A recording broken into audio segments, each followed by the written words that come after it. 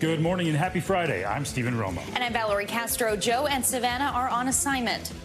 Right now on Morning News Now, crisis averted. This morning, relief in Washington and across the country. Late last night, the Senate passed the bill to raise the debt ceiling and avoid what could have been a catastrophic default. We've saved the country from the scourge of default, even though there were some on the other side who wanted default. Now the bill heads to President Biden's desk just days before the June 5th deadline. More on the late night vote, plus what's next and what it all means for you. Also this morning, underwater, millions of Texans are bracing for more heavy rains from a strong springtime storm that's left entire communities flooded. Plus, parts of Florida threatened by thunderstorms with up to 6 inches of rain expected this weekend. We're tracking the conditions. In low spirits this morning, growing concern about the summer travel season after a widespread delay affecting nearly all Spirit Airlines flights. What we know about what happened and what you should know ahead of your next vacation. Plus, out and proud as we celebrate Pride Month, we'll take a look at how more and more people are identifying as part of the LGBTQ community and the surge in support from allies. More on what's behind these new trends and why activists say there's still a long way to go. Happy Pride. That means it's June. Yes, finally. A lot going on. Happy yeah. Friday. Happy Friday. We begin this morning with relief in Washington as President Biden is set to sign the debt ceiling bill later today, averting disaster. Yeah, the Senate passed the bill late last night by a 63-36 vote, just days before the country was set to run out of money to pay its bills, preventing what could have been a devastating default. It extends the debt limit for another 2 years and includes some spending caps. But despite that, it did receive bipartisan support. This demanded a bipartisan solution. We knew we'd need to come together for a solution like the one that passed tonight. And so I'm happy to stand here passing this critical legislation to support our families, preserve vital programs, and most importantly, avoid catastrophic default. NBC News White House correspondent Mike Memley joins us now for more on this. Mike, good morning. And so there were a lot of questions about what would happen in the Senate. There were, of course, some hurdles along the way, but we seem to have avoided what some of the most dire predictions were saying. So how did this all play out in the end? Yeah, Stephen, if you had asked most people in Washington a week ago, while Speaker McCarthy and President Biden were still negotiating this deal, and even, frankly, 48 hours ago before the House voted on this, whether Congress would be able to pass something, and not only pass something, but with 3 days to spare before that default deadline, you would have gotten a lot of strange looks. But that's exactly what happened as we saw the Senate last night follow that strong result in the House, more than 300 votes, more than 63 votes last night, 47 Republicans, that's all but 4, and 46 Democrats, 17 Republicans voting to get this across the finish line. You saw Senate Majority Leader Chuck Schumer taking a little bit of a victory lap and also giving some credit across the aisle. Take a listen. We've saved the country from the scourge of default, even though there were some on the other side who wanted default, wanted to lead us to default. We may be a little tired, but we did it. Look at the vote. Underestimating Kevin McCarthy, look at the vote in the House and Senate. That says it all. We didn't underestimate him. So it worked out very, very well. And that's the bottom line. Schumer saying we're all a little bit tired. This was a marathon series of votes that happened last night in the Senate. 11 amendments that ultimately all were voted down. If any had been adopted, this would have had to go back to the House, something that would have really led to a time crunch. Ultimately, we saw 2 really powerful forces getting this across the finish line. One is momentum following that House vote, and the other is jet fumes. Frankly, a lot of the senators saw where this was heading and decided they could have stretched this out, but they'd rather be home. Yeah, that makes sense. That's a big motivator. President Biden also put out a statement, Mike, after that vote, where he said the debt ceiling deal is a big win for the economy and American people. And speaking of victory laps, he's expected to address the nation tonight. What are we expected to hear? Is this going to be a victory lap for him?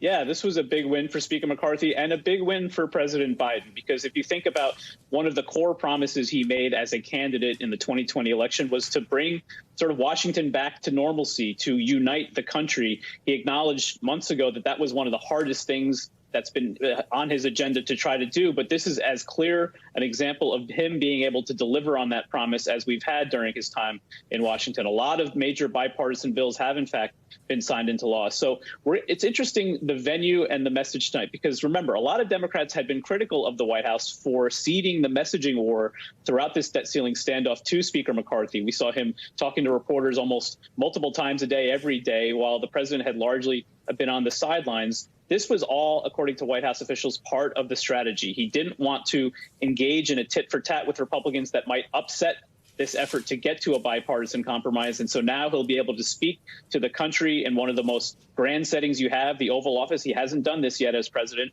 and take a victory lap, but also say he's delivering on his promise to the American people.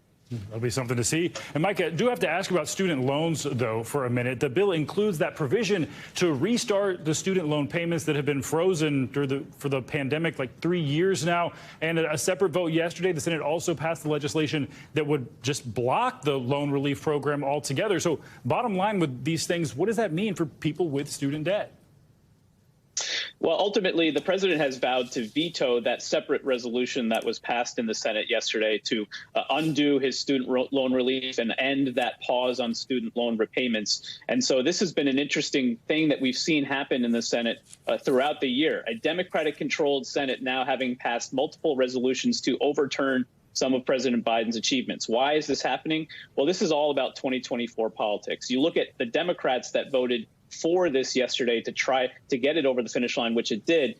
It's Joe Manchin of West Virginia, John Tester of Montana, two Democrats running for re-election in very red states. They want to be able to say they stood up to the president on certain issues, and this is an example of that. But the president ultimately going to be able to veto this and leave this up to the Supreme Court. That's one of the big decisions we're waiting on for the Supreme Court to weigh in on the legality of that student loan relief, and that's expected to come later this month. At this point, when pretty much anything happens, the answer to why is likely going to be 2024. All right, Mike and Emily, thanks so much. We're learning new details this morning about the special counsel's investigation into the mishandling of classified documents discovered at former President Trump's resort in Mar-a-Lago. Sources tell NBC News that federal prosecutors have obtained an audio recording of Trump acknowledging the documents in his possession were classified. We want to point out that NBC News has not heard the recording. The former president has denied any wrongdoing. He claims all the documents were declassified as soon as they left the White House. Take a listen. Why did you take those documents with you when you left the White House? I had every right to under the Presidential Records Act. You have the Presidential Records Act. I was there and I took what I took, and it gets declassified. When it comes to your documents, did you ever show those classified documents to anyone? Not really. I would have the right to. By the way, they were declassified after. Not that I can think of. Let me just tell you, I have the absolute right to do whatever I want with them. NBC News Justice and Intelligence correspondent Ken Delanian joins us now from Washington with the latest. Ken, good morning. What do we know about this recording so far? Do we know when it was taken and who was in the room when that audio was recorded?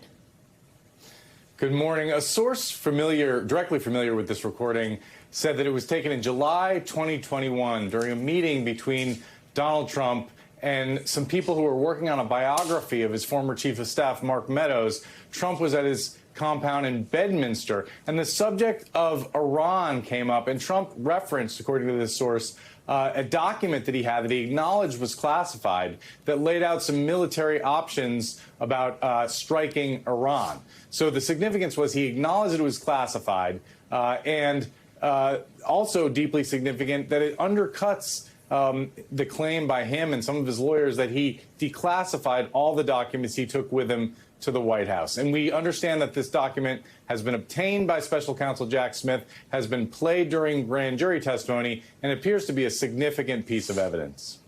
And Ken, what kind of evidence have we seen so far in that grand jury investigation? How does this new recording impact the former president's defense here?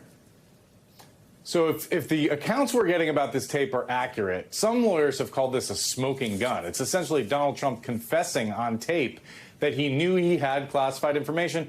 Remember, after he was president, no longer had access to it. So this would be huge. Now, of course, we don't know what other evidence the special counsel has gathered in this investigation, all of it. But we've seen a lot of reports about circumstantial evidence suggesting that Donald Trump may have been obstructing justice, that the people around him were moving documents after they had been requested by the government, that there was kind of a game of hide the ball here. And Trump himself has said publicly that he thought these documents were his, that he didn't believe the government was entitled to them. So it's looking like a pretty strong case. But again, we don't know everything the special counsel knows. Ken, is the special counsel any closer to ending the investigation and these classified documents? Are charges possible? Yeah, the consensus in the legal community really has been for a long time that had any other person engaged in the conduct that we've seen, even in public, they would have been charged by now. And there's a great expectation that this case is wrapping up. We have some evidence that the grand jury in this matter hasn't met for a while. And so there's a lot of expectation that we'll see some kind of resolution this summer and perhaps criminal charges. Back to you. More to come. Ken Delaney, and thanks so much. All right, let's get to some new developments in that terrifying building collapse that happened in Iowa. Reports out this morning say a contractor actually warned about the building's conditions just days before that collapse happened. Now, families are looking to city officials to get some answers. NBC News correspondent Shaq Brewster has the latest. Hi there. Well, we are seeing here at the site increased activity take place at the building that partially collapsed several days ago. The family of the men who are trapped inside tell NBC News that they were told by city officials that a search and rescue team has been reactivated as new questions into the condition of the building and what led to the collapse in the first place are being raised. Exclusive new video of the moment this Davenport, Iowa apartment building suddenly collapsed 4 days ago. Officials say 3 people are likely still trapped in the rubble. Brandon Colvin, Ryan Hitchcock, and Daniel Prian were each living in parts of the building no longer standing. All the information provided to us is that that space is not sustainable for life. The update comes amid new questions about missed warning signs in the days before the partial collapse. I just told him, leave, get away, back away. This was the day before the actual collapse? Yes. Ryan Schaefer runs a masonry business. He says the owner of the building rejected his bid to make repairs back in February because of the costs to support the structure. I was nervous when I was in the basement, if that tells you anything. You were nervous even being there? Yes. He says for months he monitored the building with alarm. Every single one's crooked and broken. Concerned the building was going to fall, he posted this Snapchat video Saturday, taking these photos just hours before Sunday's collapse. That was a definite sign that the center of the building was falling due to the structural damage, which affected the windows shattering and the doors bowing. And it's an obvious sign for you that something's wrong. Oh yeah, that terrified me when I saw that. His account comes as city officials released a trove of documents showing at least 145 interactions between the city and property owner Andrew Wold since 2020, including inspection photos of indoor temperatures as low as 57 degrees, and a letter from an engineer dated 4 days before the collapse warning large patches of brick appear ready to fall imminently. The property owner has declined our request for an interview and released a statement extending his prayers to the tenants. Meanwhile, here, officials are still concerned about the structural stability of this building. They warned that it could really collapse at any point, and they said that any demolition that takes place will be done with care, as they're calling this a place of rest with 3 people still trapped inside. Back to you. Quite alarming. All right, Shaq, thank you. Well, we're just 1 week into the summer travel season and have already hit a major snag. Roughly 90% of Spirit Airlines flights were delayed Thursday because of a technical issue that impacted the airline's website, app, and airport kiosks. Mark Elwood is a travel expert. He joins us now with more. Good morning, Mark. So the big question is always, do we know exactly what happened yesterday, and how are things looking this morning?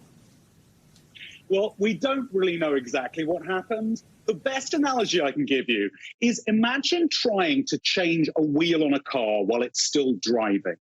That's what the airline technology is like. They're not able to upgrade it very easily because it's always in use, and it keeps going wrong because they can't ever really take it offline because we're always flying. Today is looking a bit better, but we don't have full notice yet. So I'd cross your fingers and hope it's fully resolved. The airlines do say it is, but let's hope that. I guess we'll have to wait and see. Spirit wasn't the only airline to have problems yesterday. Air Canada also had technical glitches that delayed some of its flights. Do you think we're in for some of the same issues this summer as we had last year with cancellations and delays? Look, this summer is going to be busier than ever. That revenge travel, that pent-up inability to travel we have, you're seeing 85% of Americans saying we're taking a trip. And the airports and the airlines are still not quite up to scratch. They still need more people back. They still need to hire more people back. So there's real strains at the scene. So yes, I think the summer will be tricky, but if you're prepared, you should be okay. Speaking of being prepared, finally, what are some things you can do if your flight is canceled or delayed? Look, remember, when your flight is delayed, you have fewer rights than you wish you did. The current administration is trying to bring in a few more rights, but it's all up to the discretion of the airline. So ask nicely. If canceled, you have a lot more rights, but I would say check your credit card. If you paid for your flight with a credit card, look and see if it includes trip delay protection. That's basically a fallback which will cover any expenses that you incur if your trip goes wrong. So your credit card can really be a secret weapon, and you might have that for free and not even know it's part of your benefits. All right, I think a lot of people will be planning for the worst and hoping for the best. Mark Elwood, thanks so much. Oh, fingers crossed.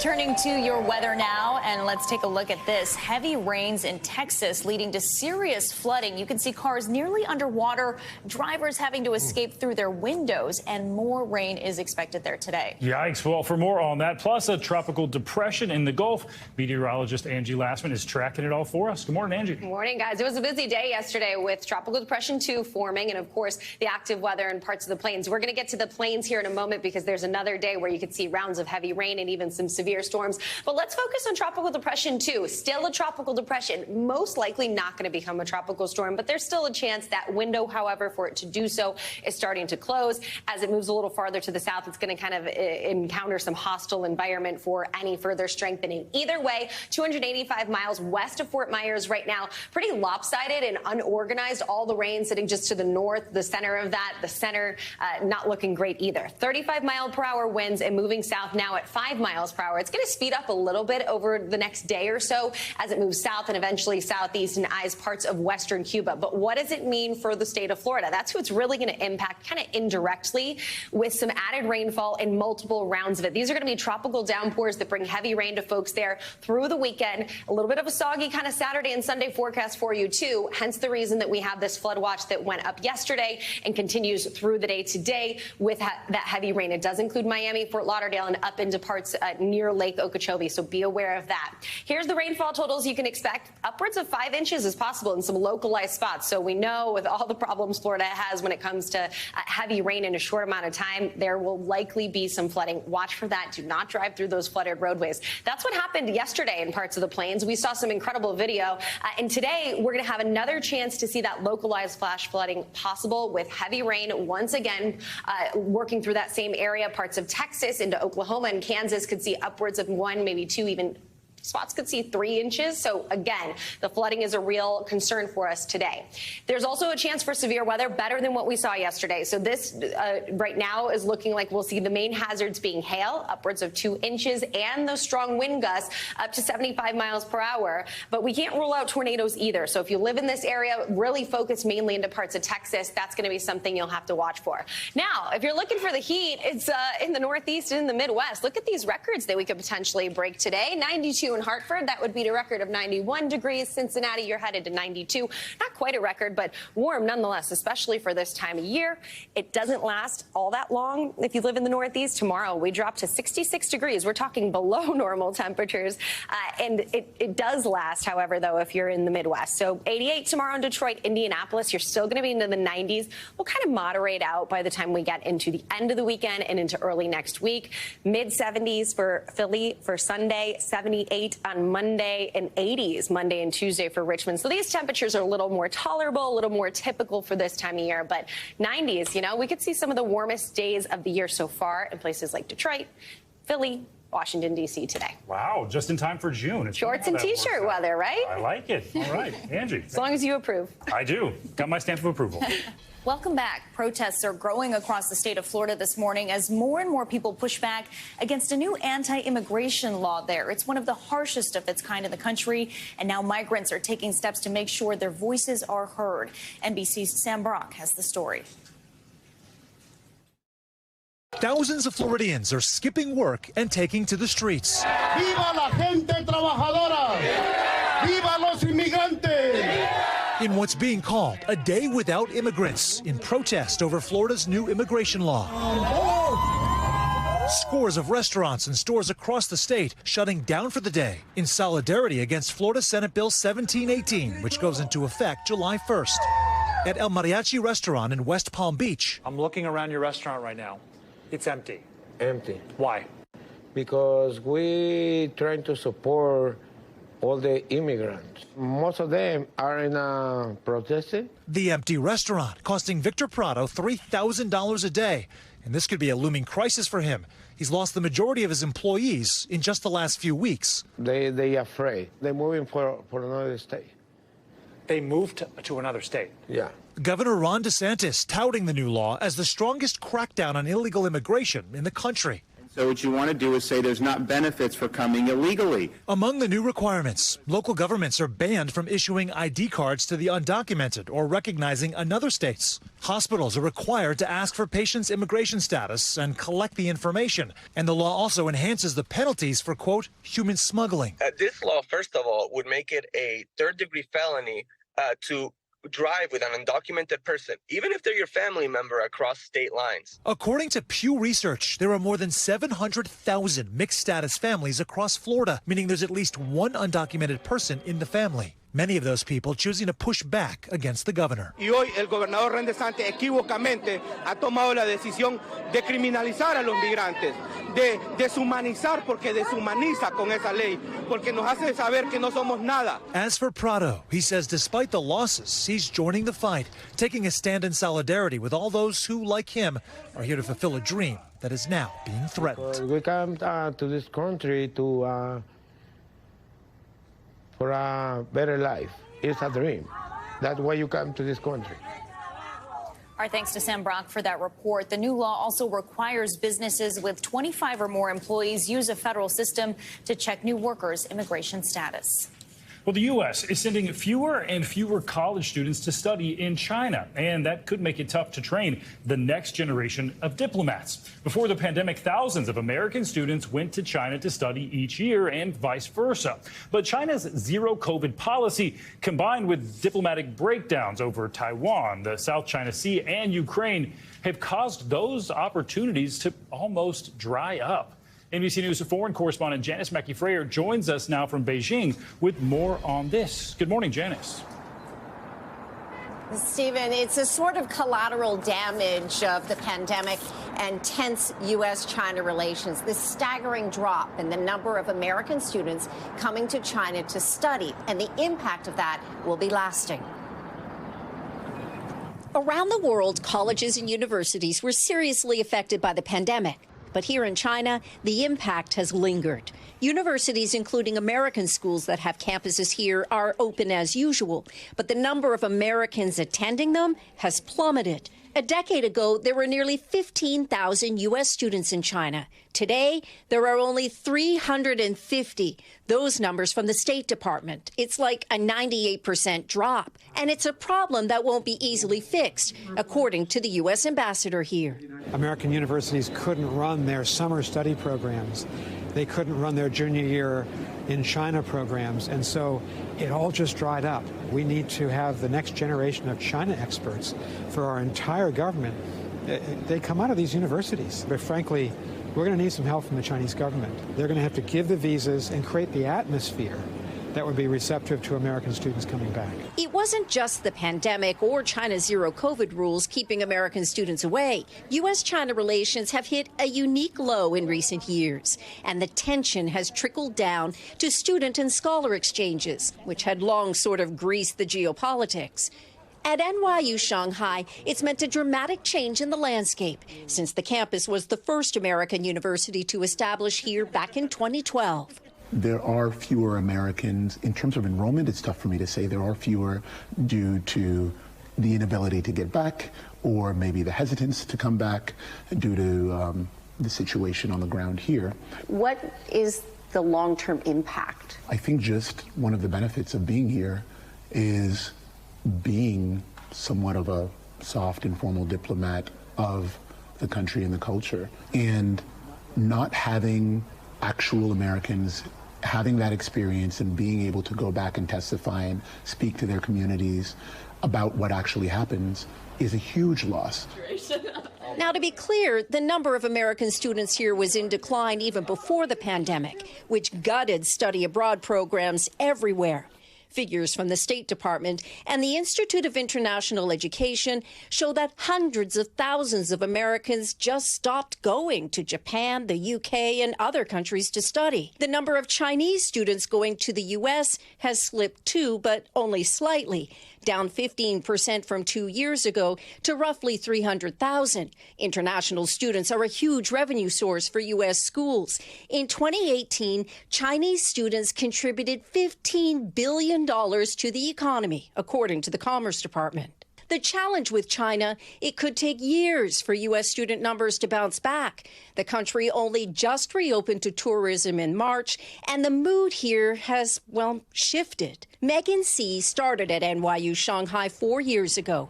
Despite all the headwinds, she wants to graduate this year, so she came back from Maryland. I think there are obvious benefits of being exposed to a place that, I mean, clearly has a lot of importance in the U.S. in terms of U.S. foreign policy and U.S.-China relations. In any difficult, challenging relationship, and that's what we have with China, right? A relationship really based on competition globally, you need ballast in the relationship, and people are the ballast. You want the two countries, people to be talking to each other, and 20-year-olds probably do that best, and they achieve a degree of familiarity and expertise in the country that is lifelong. For Chinese students, there are a lot of factors at play, too, in choosing where they want to study abroad. And increasingly, the numbers show they're giving the U.S. some second thoughts. Stephen? Yeah, Janice, actually very curious about that. The other side of this, did any of those students that you talked to say how their Chinese counterparts are feeling about coming to study in the U.S.? Well, the U.S. is still a popular choice for Chinese students, but anecdotally, we were talking with young people, and in particular their parents, and they have views that are changing on the U.S. because their parents are watching the news, and they see that there's gun violence, there's a rise in anti-Asian attacks, the politics are at play here, and there's also the cost factor of going to the U.S. and paying those full international tuition rates. So there is a downward trend as well among Chinese students going to the U.S. Increasingly, they're looking at the U.K., Canada, and Australia. That said, Stephen, having an American education still holds a lot of prestige. For most Chinese students, they're looking at perfecting their English and also their employability when they finish school and come back to China. Stephen? So many implications to consider. Janice, thank you.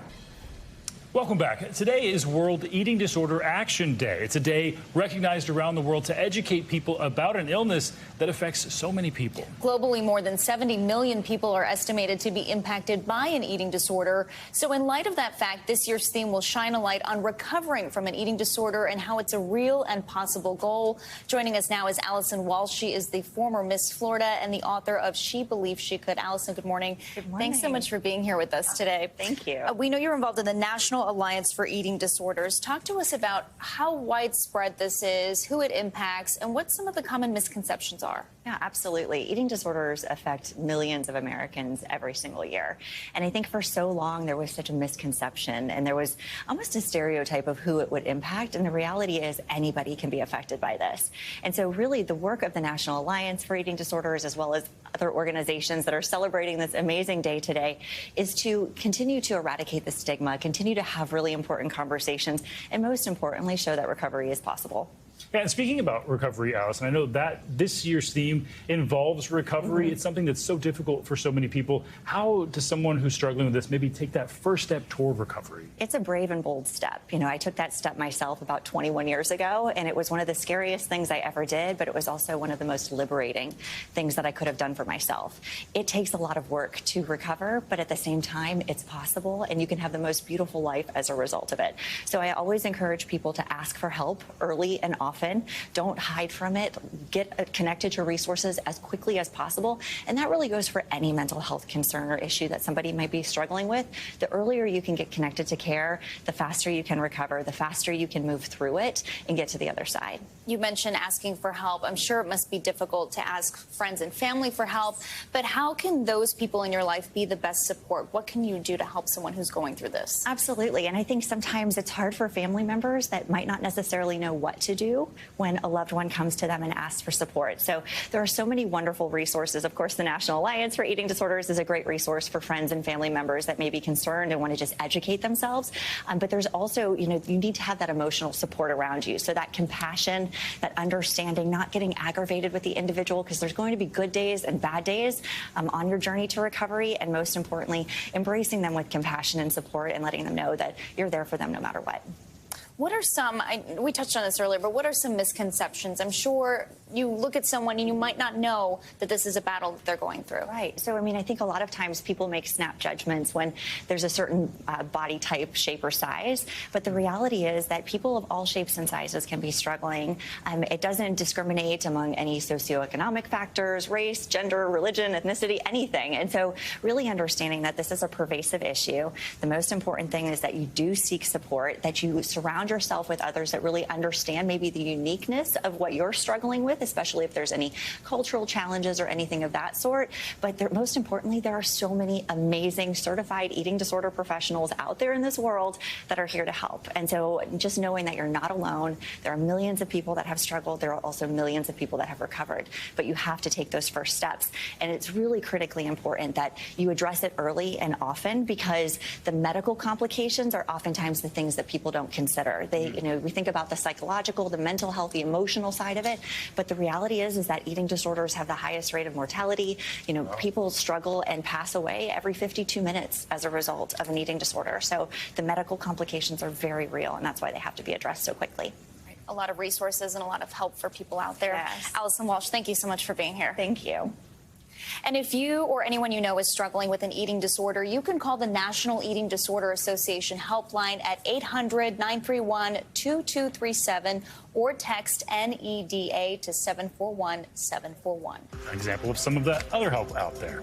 Welcome back. Tech giant Amazon is agreeing to pay out more than $30 million in an effort to settle lawsuits alleging the company violated the privacy of children and others. NBC News correspondent Jesse Kirsch has the details. Amazon has agreed to pay $25 million after federal authorities say the company sacrificed privacy for profits when it held on to children's personal information, even after parents asked the company to delete that data collected with Alexa. Alexa, hello. Hi. That voice is practically everywhere. The FTC says more than 100 million Alexa-enabled devices like this Echo Dot Kids have been sold worldwide. The FTC also says Ring, an Amazon subsidiary, has sold more than 1 million cameras like this one. So you can see every corner of your home. The indoor cameras branded as something to make the home safer, but authorities say some cameras actually left customers exposed to illegal surveillance. Amazon now agreeing to pay nearly $6 million over that claim. When you set up a Ring camera like this one, you can keep an eye on home from afar. But the FTC says homeowners weren't the only ones alleging that Ring gave all of its employees, quote, full access to every customer video. The federal complaint says the issues predate Amazon's 2018 purchase of Ring. And in a statement, Amazon says our devices and services are built to protect customers' privacy. While we disagree with the FTC's claims regarding both Alexa and Ring and deny violating the law, these settlements put these matters behind us. Both settlements are subject to court approval. We put our trust in the companies that we use with our devices, and we trust them to do what they say they're going to do with our data. As technology and privacy concerns continue to collide. Jesse Kirsch, NBC News. Time now for some financial headlines, and money you have sitting around on your Venmo or Cash App could actually be at risk. CNBC's Silvana Henao joins us now with that and other news. Good morning, Silvana. Good morning, Valerie. Good morning, Stephen. Yes, so listen to this. People who use Venmo, PayPal, and Cash App shouldn't store their money with those apps for the long term because it may not be safe during a crisis. Now, that's the warning from the Consumer Financial Protection Bureau, and it comes in the wake of the collapse of SVB, Signature Bank, and First Republic, which all saw bank runs as customers with uninsured deposits pulled their money out. Now, the FDIC insures bank accounts up to $250,000, but money stored in payment apps aren't held in traditional accounts. And while some funds may be eligible for pass-through insurance coverage, they're generally not covered by deposit insurance. Meta Platforms wants employees back in the office. The parent company of Facebook, Instagram, and WhatsApp is asking workers who are currently assigned to an office to return to in-person 3 days a week, starting after Labor Day. Now, employees who are designated as remote workers can still keep that status. In a memo sent to employees about the new policy, Meta says roughly 75% of the workforce is in the office.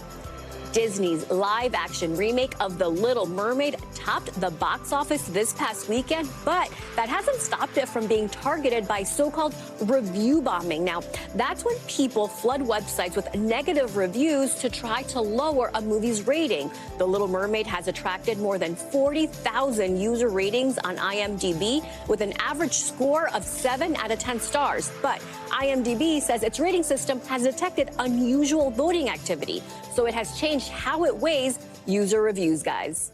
Why do people do that? Humans are so weird. Why? The Little Mermaid. Yeah. Come on. I know. I still need to go see it. All right, Me too. Silvana, thank you so much. Sure.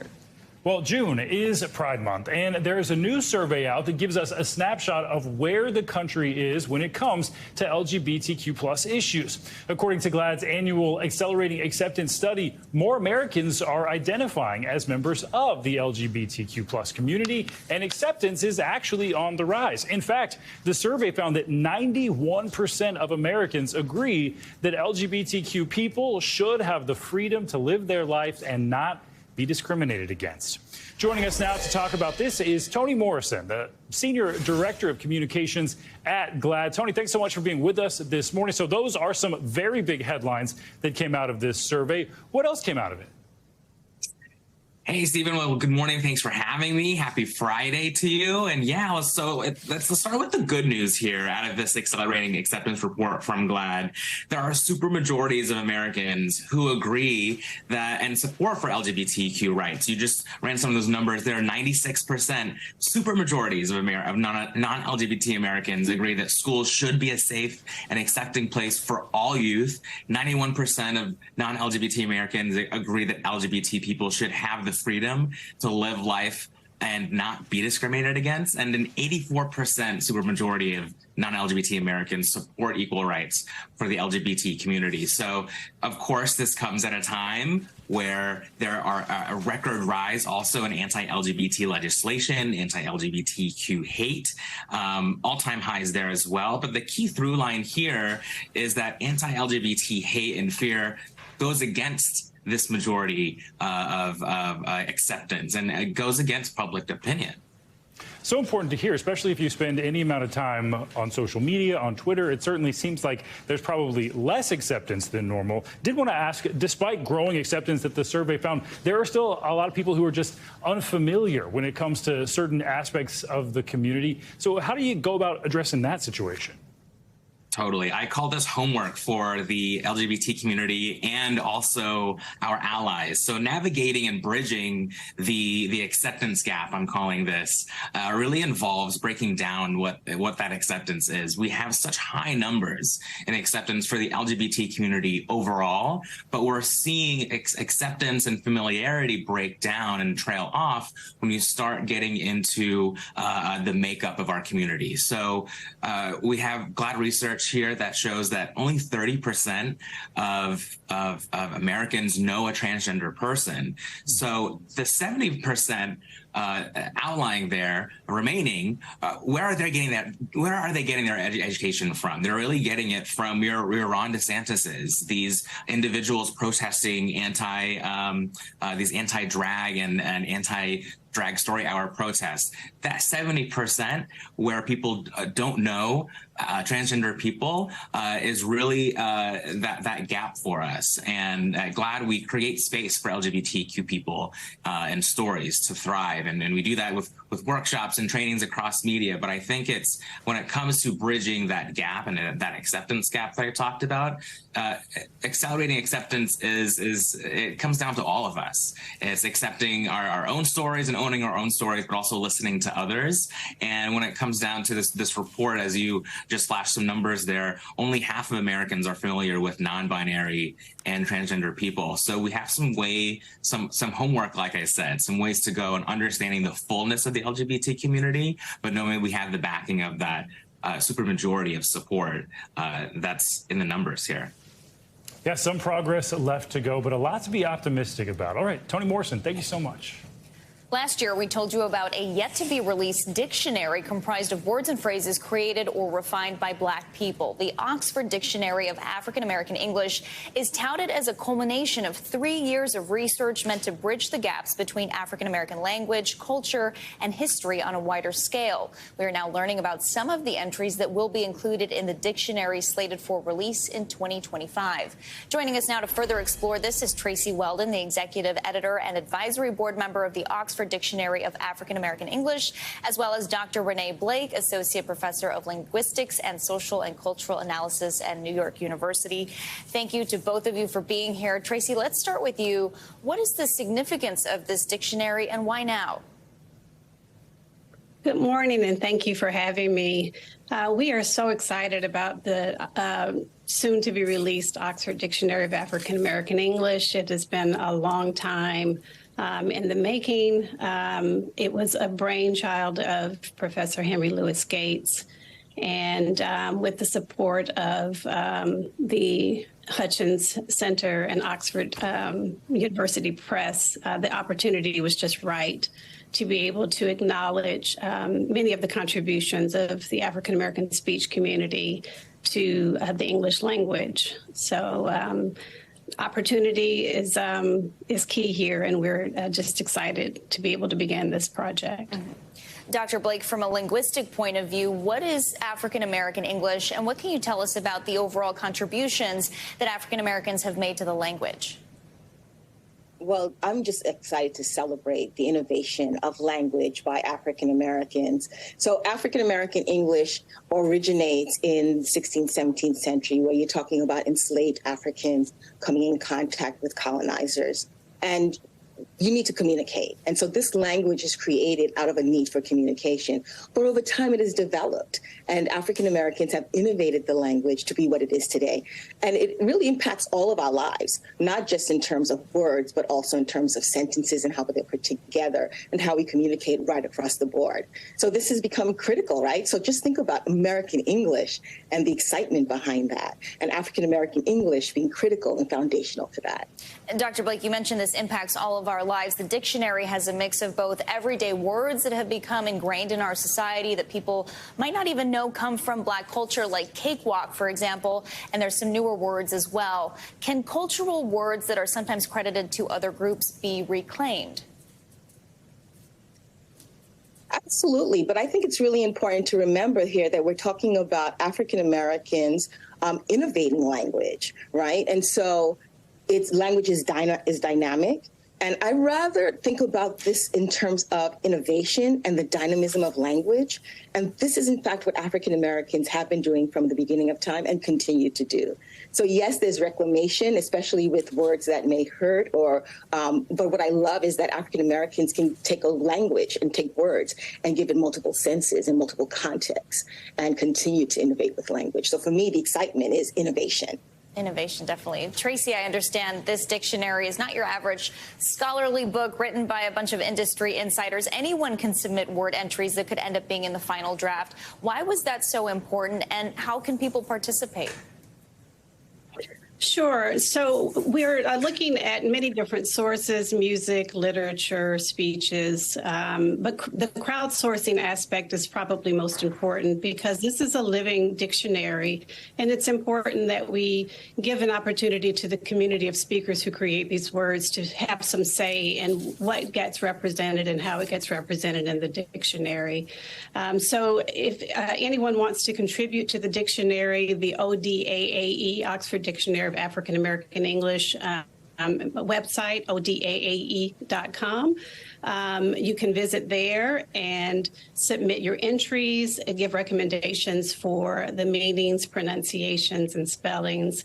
And the lexicography team will take that up, and it's likely that your entries will be seriously considered for submission. All right, this is fascinating. And Dr. Blake, as you said, the innovation is very exciting. Tracy Weldon and Dr. Renee Blake, thank you so much for being with us.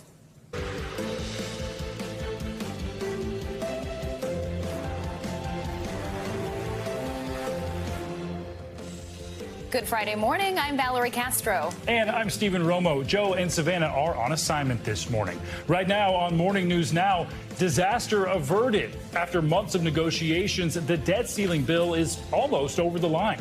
Overnight, the Senate passed legislation which raises the debt limit for 2 years and avoids a potentially catastrophic economic crisis. We've saved the country from the scourge of default, even though there were some on the other side who wanted default, wanted to lead us to default. You may be a little tired, but we did it. The president is expected to sign off on that bill today before addressing the nation later this evening. More on the effect this new bill will have on the nation's economy and on your wallet. Also this morning, bringing the heat. Millions of Americans are bracing for what's expected to be the hottest day of the year so far for many, how that's affecting towns and cities across the country, and what you can do to try to stay cool. Pulse of the economy. The latest jobs numbers out this morning will bring you that all-important figure and what it could mean for the Fed's fight against inflation, along with your budget. Plus, casting a spell, 14-year-old Deb Shaw has been crowned this year's National Spelling Bee champion. We'll hear from the Florida teen later this morning on his stunning victory and the word that ended up sealing his win. Very exciting. What a fun moment. I know. Hard to beat that. I cannot spell for anything, so can't wait to talk to him. We do begin this morning, though, with the extreme weather. Some dealing with blistering temperatures, and for others, it's the rain and the flooding. In Texas, parts of Highway 87 were shut down near the Panhandle when storms there caused massive flash flooding. This is what it looked like near Lubbock. Some cars were swept off the road, and at least a dozen rescue missions to save people stranded in their cars. And while the South prepares for even more rain, millions of people in the Northeast are bracing for extreme heat. Dozens of schools are already closed that have already closed their doors in cities like Philadelphia. We'll check in with meteorologist Angie Lassman in just a minute with all of that, plus a tropical depression in the Gulf. But we're going to start with NBC News correspondent Emily Aketa from Coney Island right here in New York City. Emily, good morning. Good morning to you. Well, millions of Americans, for many of them, it could be the hottest day of the year so far. Right now here in Coney Island, it's just about 68 degrees or so, but we could see that mercury spike 15 plus degrees come this afternoon. A sign of what's to come as forecasters warn of a hotter than normal summer season. This morning, wild weather across the country heading into the weekend. Millions are bracing for a brutal heat as soaring temperatures are again set to stifle parts of the Midwest and East Coast. I'm ready for summer. Sweltering conditions this week already setting record highs in 7 states. At just the beginning of June, Burlington, Vermont hitting 96 degrees, Augusta, Maine 93, and a staggering 97 in Fargo, North Dakota. And for some, today could be even hotter. It just feels good, yeah. It's just like finally some nice warm sunshine. It comes as further west, Texas is reeling from major floods. Dramatic rescues across the Lubbock area. Get you, man. I'm coming. Cars stranded on the highways, some drivers abandoning their vehicles, others pulled to safety. You're gonna have to get you out, man. As Texas recovers across the country, worsening air quality from the extreme heat a concern this weekend, with alerts now in 18 states. East Coast and Midwest cities taking action during the high temps. The city of Pittsburgh activating cooling centers for residents and visitors as relentless heat prompts the closure of public schools in Grand Rapids, Michigan, and early dismissal in Detroit and nearly 100 schools in Philadelphia today. The heat could prove problematic for America's power grid. Roughly 2/3 of the country are at an elevated risk of power loss or blackouts. There are things that we can do to manage that if we plan ahead. And experts say conserving energy during peak hours and leaning on community cooling centers can help prevent some of those blackouts. When it comes to beating the heat, a few simple things to keep in mind. Wear that light clothing. Don't forget to lather on the sunscreen. Take advantage of the shade like I am right now when you can, because when you step out of the sunlight, it can sometimes feel 15 degrees cooler. And then, of course, above all, hydrate, hydrate, hydrate. The CDC says that if you are working in the heat, you should be drinking a cup of water every 15 to 20 minutes. Guys? All right, Emily, and hopefully some ice cream out on the boardwalk there will keep you cool as well. Emily Aketa, thanks so much. I like the way you think, water and ice cream. Why not? All right, let's get to meteorologist Angie Lastman for our Morning News Now forecast. Angie, good morning. Good morning, guys. We've got a lot to talk about. As you just mentioned, we are dealing with the heat in some parts of the country. We've also got a tropical depression to talk about and severe storms possible for parts of the plains. Let's start with the tropics. We've got an area that we've been continuing to watch over the past couple of days. It did form into a depression, tropical depression 2 yesterday, and continues to be really unorganized. Winds at 35 miles per hour, moving south at 5 miles per hour. We'll continue that kind of southerly and then eventually southeasterly movement over the coming days as it eyes parts of western Cuba. For us in the United States, it really means impacts to Florida, and it's really telling that we have this flood watch already up. We've dealt with multiple rounds of rain yesterday. We have more rounds of rain expected for this same kind of area here as we go through the rest of the weekend. Your Saturday and your Sunday could be soggy in the Sunshine State, especially if you live really south of Daytona Beach. That's where we could see those higher amounts. Tampa, Naples, West Palm Beach, Miami, all included in this, and it does come with the potential for maybe 5 to even higher inches of rain by the time this is all said and done.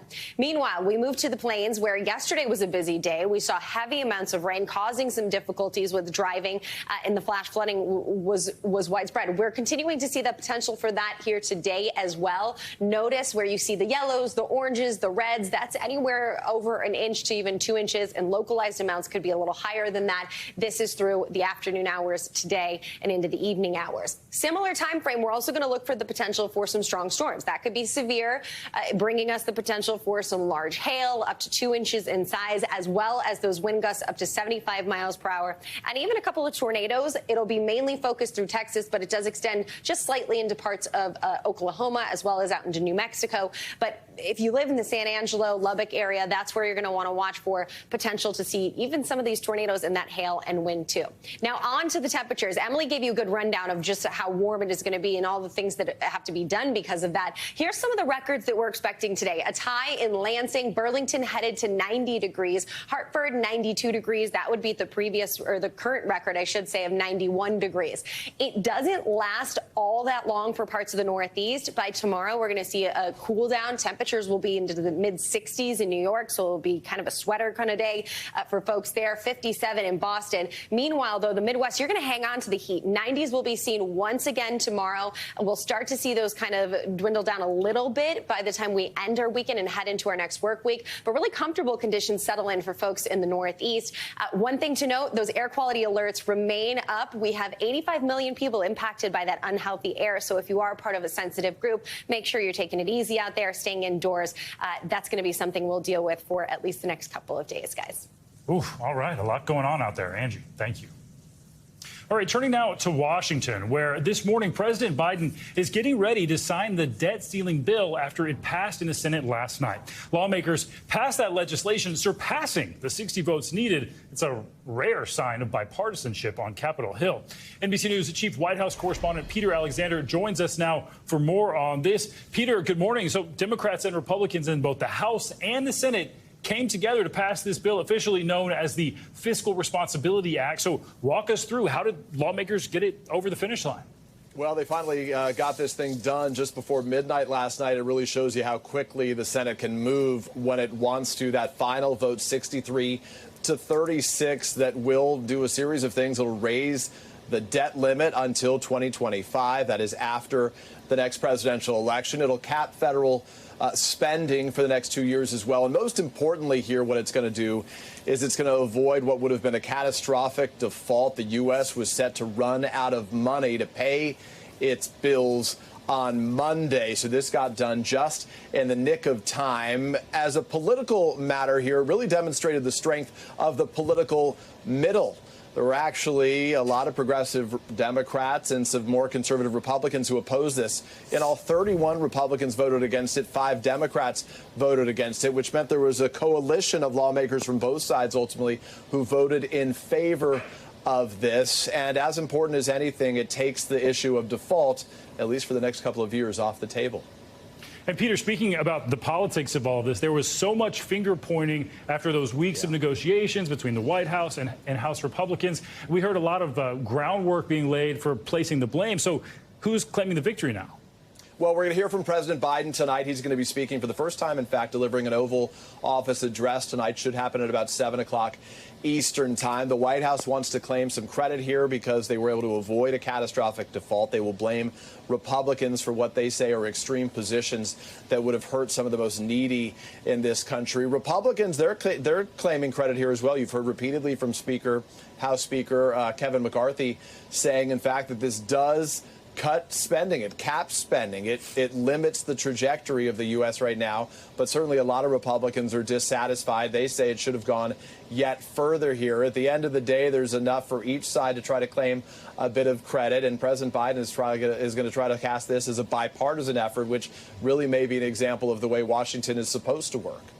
Yeah, we've heard a lot from Speaker McCarthy throughout all this, but not much from the president. So it will be interesting to hear from him. And Peter, I got to ask about that scare that President Biden had yesterday, that fall on stage during the Air Force Academy commencement address. We did hear from him afterward, and he seemed okay. So what is the White House saying? Well, here's that moment. You can see when the president fell on stage after shaking hundreds of hands at the Air Force Academy. He was shaking hands with the cadets there as they were graduating. He says, the White House says, that he tripped on a sandbag that was tethered to a teleprompter to hold it down. The White House says that he is just fine, but it certainly is getting a lot of scrutiny because of the age of the president and voters' concerns about his ability to serve. Given at 80, he is the oldest president ever to serve. The president, though, was in good spirits last night. He got back to the White House last evening in front of reporters. He sort of jogged a little bit into the residence, and he joked that he got, quote, sandbagged. Sandbag, different meaning for the word sandbagged. All right, Peter, thank you. Now to the latest in the intensifying race for the White House. Former President Trump is escalating his feud with his top GOP rival, Florida Governor Ron DeSantis. Plus, there are new developments in the special counsel investigation into those classified documents found at Mar-a-Lago. NBC national correspondent Gabe Gutierrez is in Manchester, New Hampshire with the details. Governor DeSantis is ripping into former President Trump here in New Hampshire, telling me that voting for Trump would essentially be like voting for a lame duck. Still, at this early stage in the game, the former president is way ahead in the polls, despite his mounting legal troubles. Overnight, former President Trump defiant when asked during a Fox town hall in Iowa about new developments in the special counsel investigation into his handling of classified documents. I don't know anything about it. All I know is this. Everything I did was right. A source directly familiar with the matter tells NBC News the special counsel's office has a recording of Mr. Trump discussing a planning document he'd kept related to Iran, acknowledging on the tape it was classified. While the special counsel's office is not commenting, the source says the recording was made during a 2021 meeting at Mr. Trump's New Jersey home that included people helping former Chief of Staff Mark Meadows write his memoir. NBC News has not heard the recording, which the source says was played for a grand jury. I have the right to declassify as president. President Biden is also facing an investigation into his handling of classified documents. The controversy comes as the 2024 presidential campaign heats up, with more GOP candidates, including former Vice President Mike Pence and former New Jersey Governor Chris Christie, set to formally enter the race next week. I don't know why people are doing it. On the trail, Mr. Trump saying his battle against top rival Florida Governor Ron DeSantis has escalated into a war. When I heard DeSantis go out and say, and talk about 8 years. We need 8 years. You don't need 8 years. You need 6 months. We can turn this thing around so quickly. DeSantis here in New Hampshire telling me voters should not elect a lame duck to just one term. Governor, do you think it's a mistake for former President Trump to say he can turn around the country in 6 months? He had 4 years. He didn't make a dent in it. Give me a break. Governor DeSantis is careful not to mention Trump's name in his stump speech to voters, but he is trying to highlight that contrast when he answers questions from reporters. The former president also attacking DeSantis over the inconsistent pronunciation of his last name. The governor firing back in a radio interview, calling that petty and juvenile. Back to you. All right, Gabe, thanks so much. Well, the Justice Department is defending actions taken by the Trump administration. We're talking about the policies that led to the forced separation of migrant children from their parents at the southern border. This is all according to a recent court filing, which shows a contrast from President Biden's previous criticisms of those separations. 5 asylum-seeking mothers sued the government for the trauma they say happened due to that separation policy.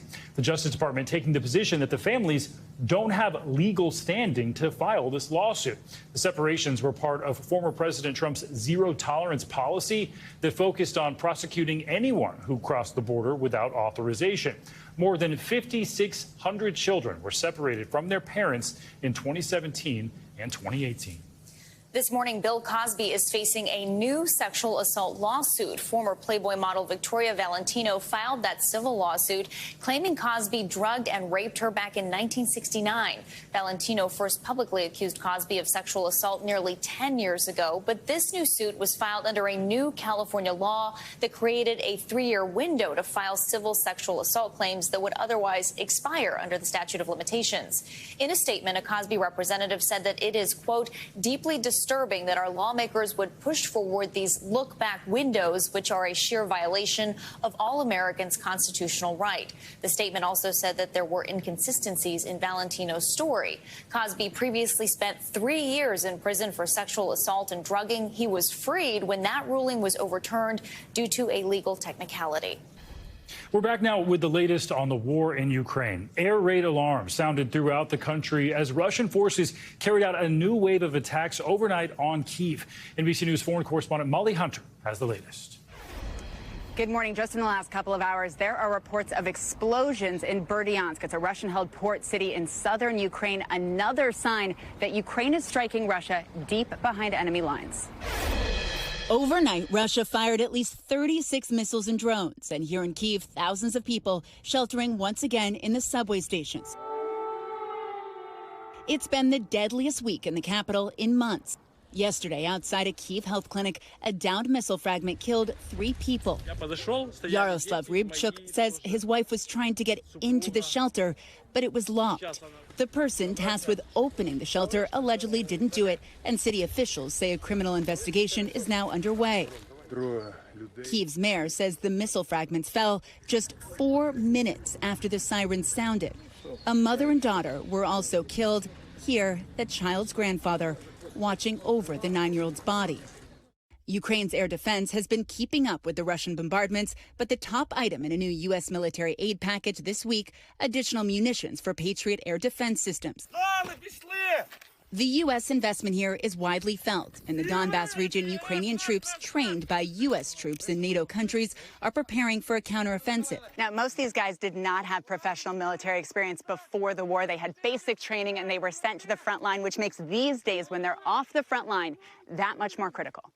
These 3 soldiers all trained on anti-tank weaponry with U.S. trainers in Germany. When did you all join? Beginning of the war? February?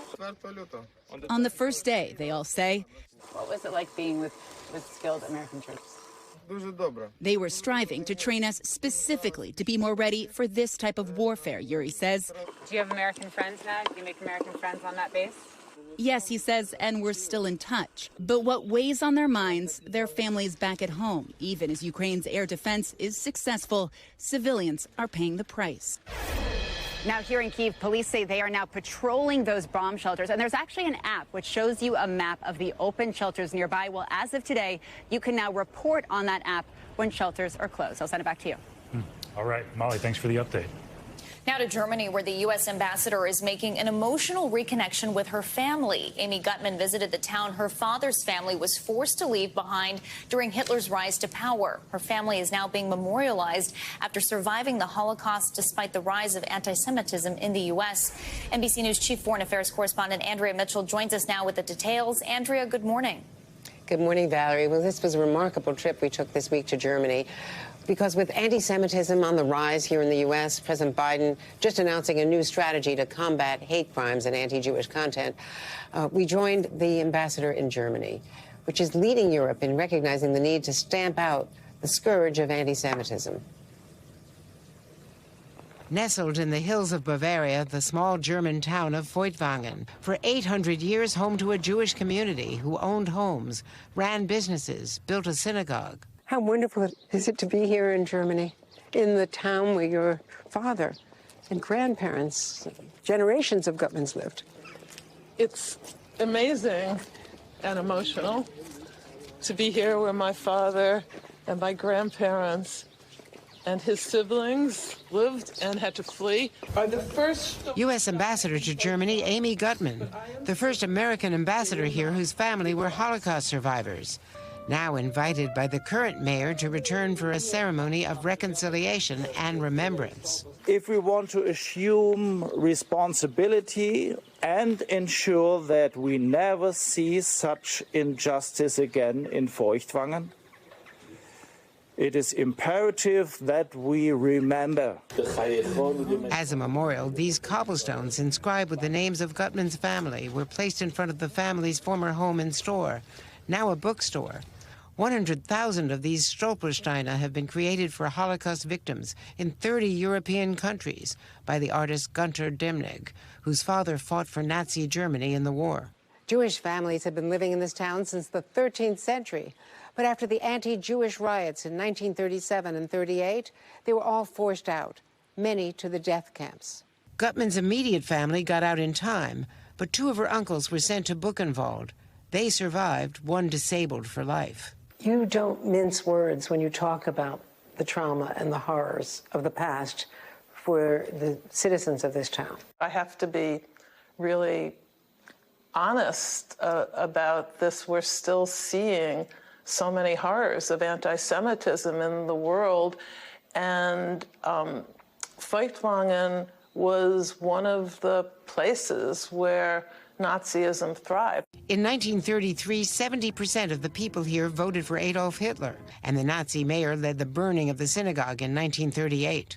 Why is it so important for the people in this small town and in Germany to remember what the Nazis did and to remember the Holocaust? If they didn't think back and remember, there's no way we could say never again. I also have to say personally, it just means so much to me and my family to be able to come back here and realize that the country my father fled is now working with us to combat anti-Semitism. Where the synagogue once stood, there's now a museum with an exhibit on the town's Jewish life. This is my grandpa. Oh, really? Yes. And the ambassador has come full circle, able to retrieve a part of her family history she had never known.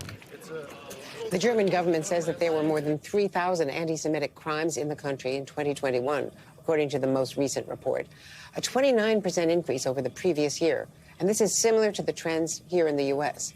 Ambassador Gutman is working with her German colleagues, determined to reverse that trend. Andrea Mitchell, thank you so much. You bet. More international headlines now. In Mexico, the search for 7 young people who went missing took a gruesome turn. Janice Mackey-Freyer joins us now from Beijing with that and more. Good morning, Janice.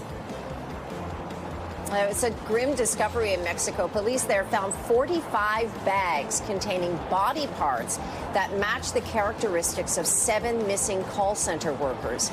These bags were found in a ravine in a suburb of Guadalajara, that's in western Mexico. Forensic investigators are still trying to determine the number of victims and their identities. The state prosecutor's office said that 7 people were reported missing between May 20th and 22nd. The U.S. and Taiwan have signed a new trade deal, the first agreement in a new initiative as tensions with China are on the rise. The deal includes measures to streamline border procedures, and it gives a boost to American support for Taiwan. That drew a warning from China about sending, quote, wrong signals to Taiwan about sovereignty. This deal comes just as a high-profile security summit is getting underway in Singapore. And finally, celebrations and splendor in Amman, Jordan for a very chic royal wedding that included a lot of royal guests from around the world, including William and Kate, the Prince and Princess of Wales. First Lady Jill Biden was there, too. The groom is Crown Prince Hussein of Jordan. He married Rajwa Al Saif. She is an American-educated architect from a prominent Saudi family who wowed the crowds and won praise for wearing flats on her wedding day. And that is a look at your headlines this hour. So many royals there. It's like something from Disney. Janice, thanks so much.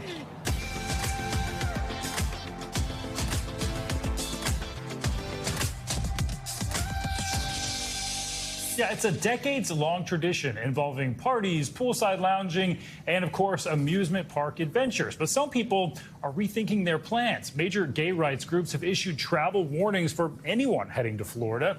This is because of a recent surge in anti-LGBTQ legislation there. For more on all of this, let's bring in Gay Day's CEO, Joseph Clark. Joseph, good morning. Thanks for being here. So let's take a step back from this for a minute and sort of highlight the Gay Day celebration. It'll be on Saturday, I know, at Disney's Magic Kingdom, which happens to be where the first Gay Day celebration happened back in 1991. So what does this mean, not only for your organization, but for the LGBTQ plus community? Yeah, it's been a part of Orlando and the LGBTQ plus community here locally, if not throughout the country, since '91. It started as a group of friends that were getting together at Disney World, wearing red shirts, and since expanded to 180,000 people were estimated to attend here. It's kind of a big deal. I joke around about that a lot, but it's that community coming together for this large event, going and seeing the mouse, of course, but just having a fun time.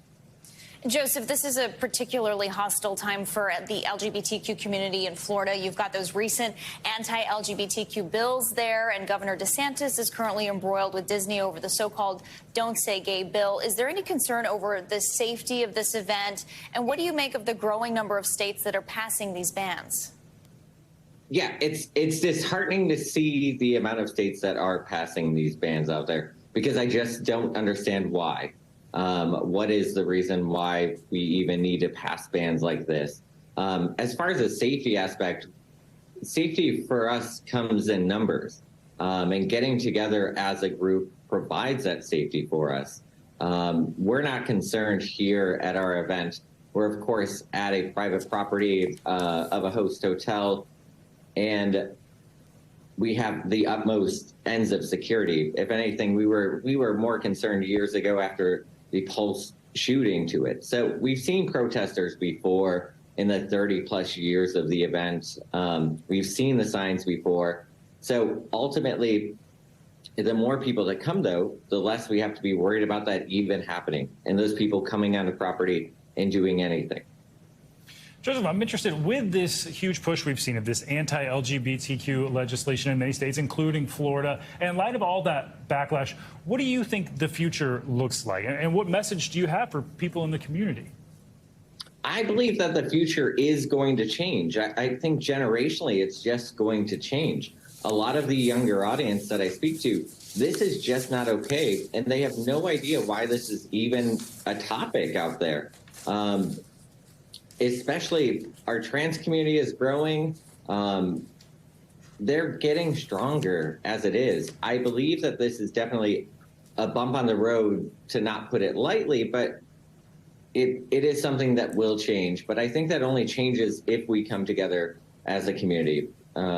It's happened before. Ironically, starting in Florida and Dade County for years ago, Harvey Milk over in California and San Francisco, I mean, he pushed it out there that people just need to know we're here. They need to know who we are. They need to know that their neighbor, that their brother, that their sister are a part of this community, and that will change their mindset, which is why I push people to come to Florida, and not just to our event, to all events around in the state. We're hosting several Pride events here at our expo, just so we can get the word out that we're not going anywhere. Not all events are canceling or changing or doing all of this. We're standing strong. All right, an important message. Joseph Clark, thanks so much for joining us this morning.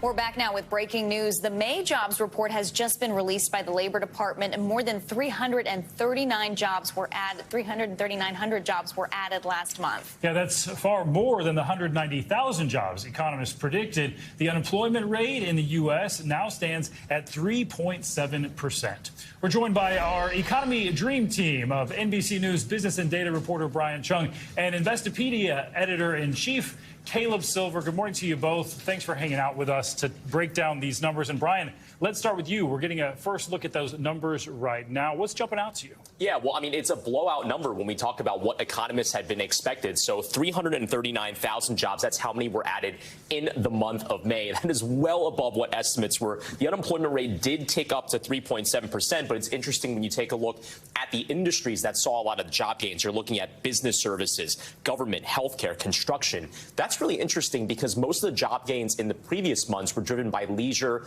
and hospitality. More low wage, tends to be higher contact type of jobs. That did not appear to drive the massive job gains that we saw in this month. It was a lot of white collar work that we had been hearing anecdotally were experiencing layoffs in the past few months. So maybe this shows a bottoming out of that and perhaps people coming back into things like, for example, professional and business services. Either way, really positive to see a number that large. And Caleb, what's your take? What does this report say about the state of our economy as the summer season gets underway? Yeah, blowout report.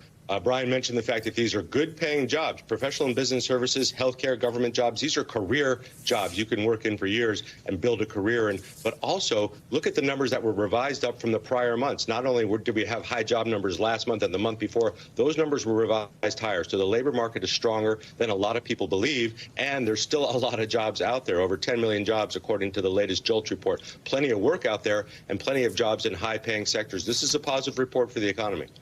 So this is some good news, Brian, but Americans, I'm sure, want to know, does this mean are their paychecks going up? How are wages doing in all of this? Yeah, well, this report said that average hourly earnings on a year-over-year basis, so comparing May of this year to May of last year, went up by 4.3%. That's a little bit slower than the 4.4% that we had seen in the last report, but it's still pacing below the pace of inflation. So the prices of everything at the store are going up at a higher rate than your wages are going up. But regardless, you are encouraged to see that that wage number isn't slowing more substantially, where it would be more eroding the American wallet. So that's definitely something that we're watching for very closely, something the Federal Reserve is also watching as they're trying to deliberately slow this economy to take inflation down, which could also take wage growth down. But again, 4.3% appeared to be how much more people were getting paid in the month of May. And Caleb, we're getting another look at how the economy is doing from some big retailers. Stores like Costco and Macy's are warning that customer demand is slowing. That's not a good sign, is it? Is this a potential sign of what's to come? Yeah, potentially, because we have very high credit card debt. It's at record highs, plus credit card APRs are north of 20%. So we're spending our way into some deep debt right now. But the fact that the labor market's strong gives people a little more encouragement to spend and not so worry so much about, am I going to lose my job? Is somebody in my family going to lose their job in the next couple of months? The labor market is telling us the economy is still strong. There's still demand out there, even though people are pulling back a little bit on spending. They're still spending a lot on discretionary spending. That means travel. That means going out on a summer trip. That means going out to eat. So money is being spent, just not among the retailers right now. All right, Brian and Caleb, thanks so much for breaking this all down. Every year, the Scripps National Spelling Bee words leave us scratching our heads and running for our dictionaries. And this year's winning word was no different. Samophile. Samophile. But it was no mystery word for 14-year-old Deb Shaw, who's now $50,000 richer after winning the competition. And here's that moment. He scored big. Phile, Samophile? That is correct.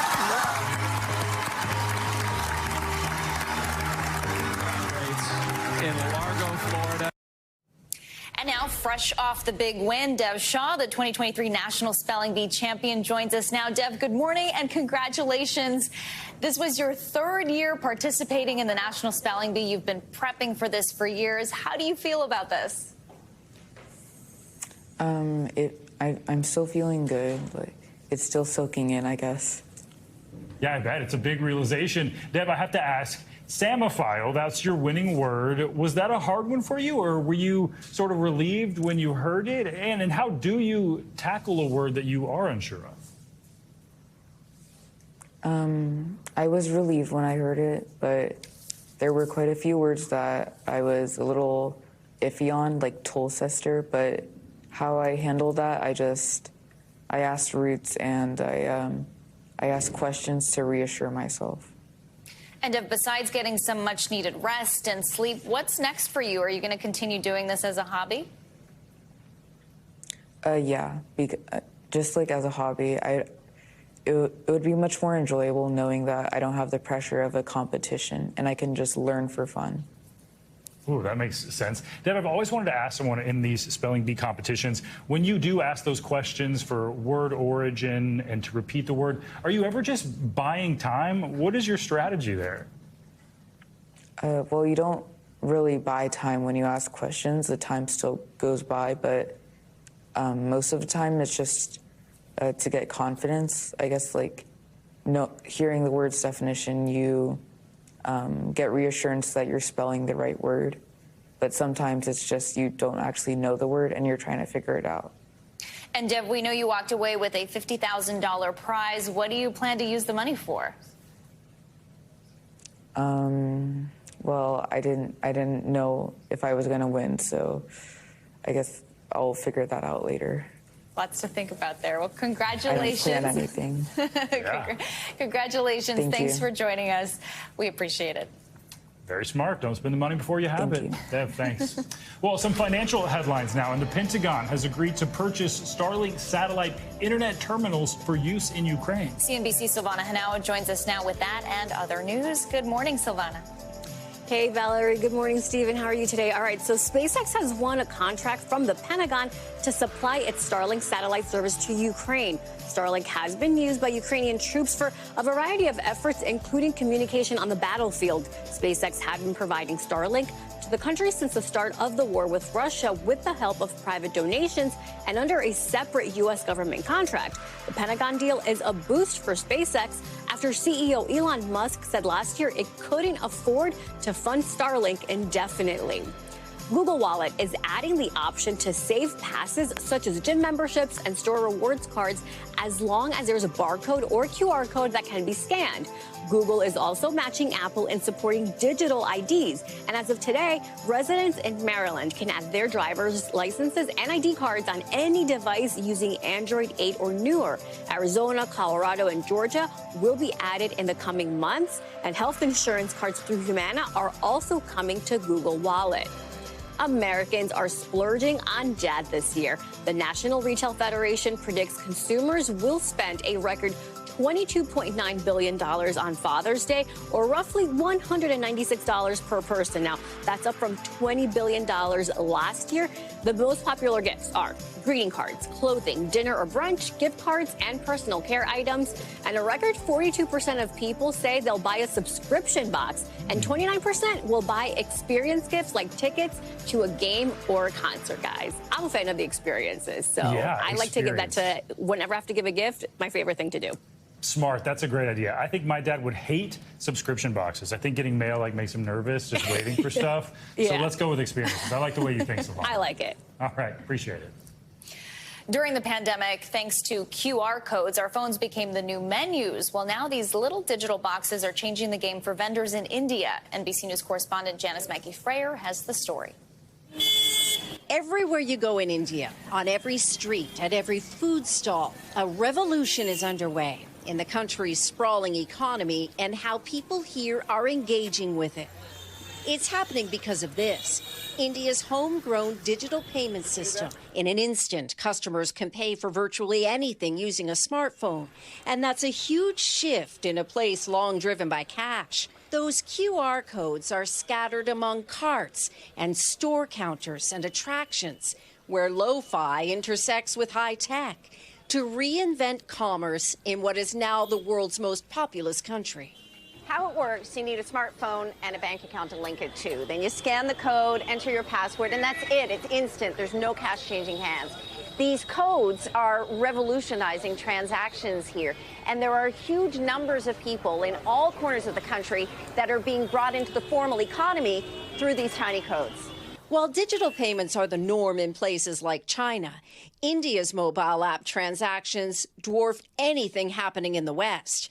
Over $1 trillion in transactions were processed last year, and there are no transaction fees. The platform is run by a nonprofit.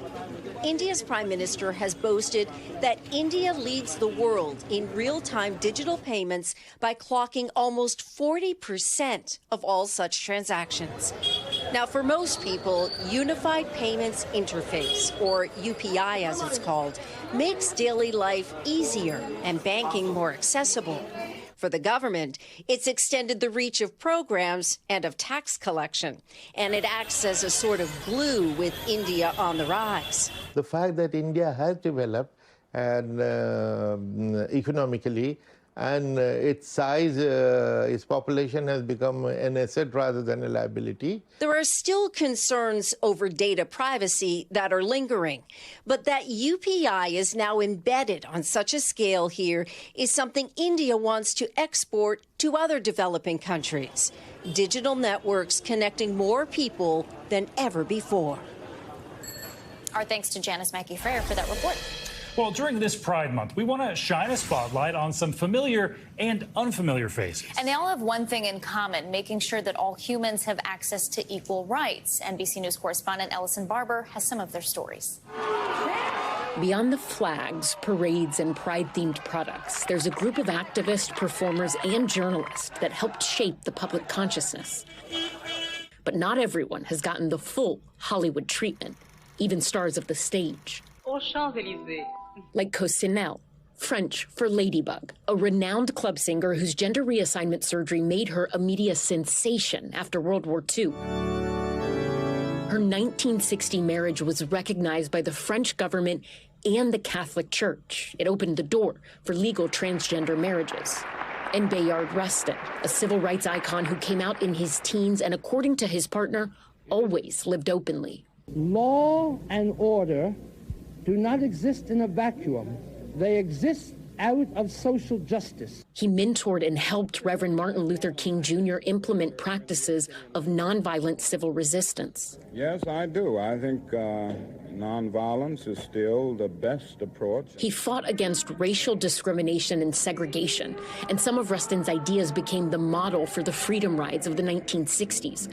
He even helped organize the 1963 March on Washington, and posthumously received the Presidential Medal of Freedom. For decades, this great leader, often at Dr. King's side, was denied his rightful place in history because he was openly gay.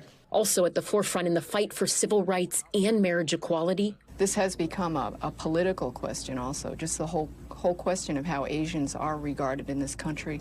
Journalist Helen Zia, whose advocacy started at a time of intense anti-Asian sentiment in the United States. In Detroit, two men who beat Vincent Chin to death because they thought he was Japanese were indicted today on federal charges of violating Chin's civil rights. Zia led the fight to bring federal civil rights charges against two Detroit men for Chin's death, although the sole conviction in the case was later overturned. Part of the justice was to make people aware that this was a racial crime and what racism toward Asian Americans is, and that it exists. Many people credit Matlovich with advancing the fight for gay rights in this country. He was discharged from the Air Force 2 years ago after he announced he was a homosexual. After serving in the Vietnam War, Technical Sergeant Leonard Matlovich came out to his Air Force captain in a letter and began to lay the groundwork for members of the U.S. military to serve openly. When I was in the military, they gave me a medal for killing 2 men and discharged for loving 1. Matlovich was awarded the Purple Heart and Bronze Star, but the Air Force discharged him because he was gay. Matlovich fought it in the courts, won a settlement, and his discharge was changed to indicate what he already knew. He served honorably. I never had a choice to choose to be straight or gay. If I had that choice, I love being a gay person. I love being a moral person. I love being a productive person to make society a better place. Finally this hour, it's Friday, which means grab your popcorn and clear your calendar. That's right, because we have a look at all the movies and TV shows coming out this weekend that you just can't miss. And USA Today's Entertain This host, Ralphie Aversa, is here to help us sort through this can't-miss list. Good morning, Ralphie. Thanks so much for being here. Yes. So superhero fans have a lot to look forward to this weekend. I know we have the new Spider-Man and also the new Transformers. What can you tell us about these? All right, so let's start with Spider-Man Across the Spider-Verse, the sequel to 2018's Into the Spider-Verse. We went into it, now we're going across it. A lot of famous voices in this animated film, including Issa Rae and also Daniel Kaluuya as well. Haley Steinfeld also, that was the name I was blanking on for a quick second there. We spoke with Issa Rae, by the way. Having a big month. She's going to be President Barbie in the new Barbie film, and then, of course, she's playing Jessica Drew here, Spider-Woman, who's pregnant and rides a motorcycle. So a lot to tackle for Issa Rae. By the way, we gave this one 3.5 out of 4 stars. So I think you're going to like this one if you head to the theater to see it this weekend. Well, we've got so much going on. I didn't know Spider-Woman was actually in this new one. Also want to ask about the new Transformers. What is it's the Beast or what Yeah, Rise of the Beast is this one. What can you tell us about this? So we have a couple new human stars in this one, Anthony Ramos being one, Dominique Fishback being another. And then, of course, we have those Transformers and that whole battle. Some of the Transformer actors, by the way, include Pete Davidson and Oscar winner Michelle Yeoh. So this one I think is going to surprise people. I think at this point you hear about a new Transformers movie and you don't want to put it in the same category as Fast and the Furious, but you're like, oh, another one. But I think this one's going to surprise some people. I think people are really going to enjoy it in theaters this weekend. Michelle Yeoh, don't want to miss that one. Exactly. Tonight, also a big night for Manifest fans. Streaming, those final episodes starts tonight. What can you tell us? Valerie, this is where it gets a little awkward here on the can't miss list because this show was canceled by NBC after 3 seasons, but was so popular on Netflix that they were like, let's revive it for a season 4. And so here we go, a 20-episode season 4. We got 10 episodes last fall. We get the final 10 coming up now. Josh Dallas, who's the star, told us that it really would have been cruel to leave fans of the show hanging after season 3. So now they get a proper send-off. All right, at least they get a proper send-off. All right, okay. Also want to ask about shooting stars. I know a lot of people were talking about LeBron James, sort of hinting at a possible retirement. So what can you tell us about shooting stars? All right, well, first of all, my personal opinion is LeBron James is not retiring. He's going to stick around to play with his son, Bronny James. Speaking of Bronny James, though, Bronny James was a McDonald All-American, and he played on that All-Star team with Mookie Cook.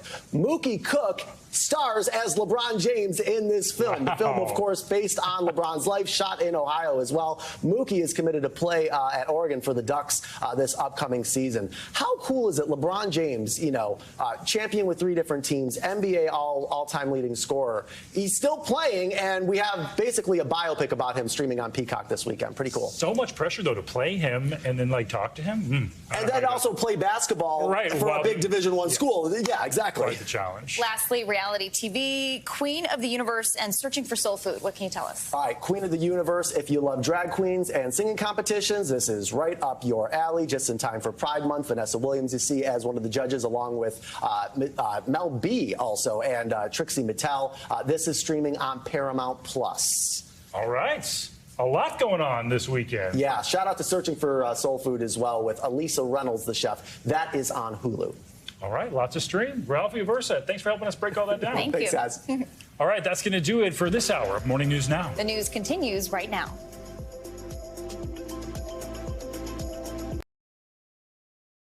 Thanks for watching our YouTube channel. Follow today's top stories and breaking news by downloading the NBC News app.